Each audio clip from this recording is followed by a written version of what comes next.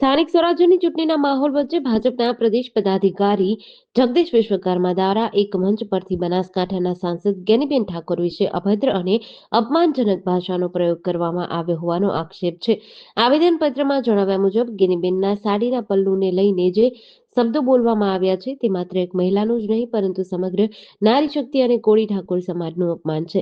Amreli collector કચેરી ખાતે મોટી સંખ્યામાં એકઠા થયેલા સમાજના અગ્રણીઓએ મીડિયા સાથેની વાતચીતમાં જણાવ્યું હતું કે જગદીશ વિશ્વકર્માએ જે નિવેદન આપ્યું છે તેના બદલ તેઓ જાહેર મંચ પરથી ગેનીબેન ઠાકોર અને સમગ્ર સમાજની માફી માંગે. આવેદનપત્રમાં માંગ કરવામાં આવી છે કે પક્ષ દ્વારા તેમને પદભ્રષ્ટ કરવામાં આવે અને કડક કાર્યવાહી કરવામાં આવે.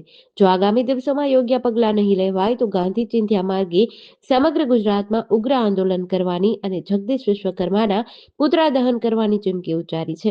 આ વિરોધ પ્રદર્શન દરમિયાન કોળી ઠાકોર સમાજના આગેવાન ધીરુભાઈ મકવાણા અને અન્ય પ્રતિનિધિઓ હાજર રહ્યા હતા. તેમણે કલેક્ટરના માધ્યમથી ગુજરાતના મુખ્યમંત્રી ભૂપેન્દ્રભાઈ પટેલ અને પ્રદેશ ભાજપ કાર્યાલયને આ આવેદનપત્રની નકલ મોકલી આપી છે, જેથી સરકાર આ સંવેદનશીલ મુદ્દે ત્વરિત હસ્તક્ષેપ કરે. મારું નામ ધીરુભાઈ મકવાણા, જિલ્લા કોળી ઠાકોર સમાજ અગ્રણી.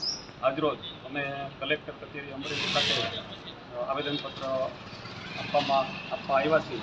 અને આવેદનપત્રનો હેતુ એવો છે કે તાજેતરમાં સ્થાનિક સ્વરાજ્યની ચૂંટણી દરમિયાન બનાસકાંઠાના સાંસદ ગેનીબેન ઠાકોર વિરુદ્ધ પ્રદેશ ભાજપ પ્રમુખ શ્રી જગદીશ વિશ્વકર્માજીએ બેફામ નિવેદન કર્યું અને નારી શક્તિ તેમજ સમગ્ર કોળી ઠાકોર સમાજનું અપમાન કર્યું છે. અને એવું બોલવામાં આવ્યું છે કે ગેનીબેનના સાડીના પલ્લુ નીચેથી આપણે મત ખેંચી આવીએ અને આપણા પક્ષને મજબૂત બનાવી.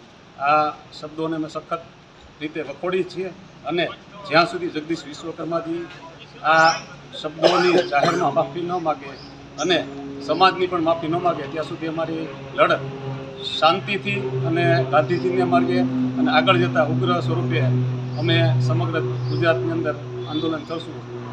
એના માટે માનનીય કલેક્ટર સાહેબને આવેદનપત્ર સરકાર સુધી પહોંચાડવા માટે અમે આ પ્રતિનિધિ મંડળ અમરેલી જિલ્લાનું જેડીસી ન્યૂઝ સાથે મૌલિક દોશી, અમરેલી.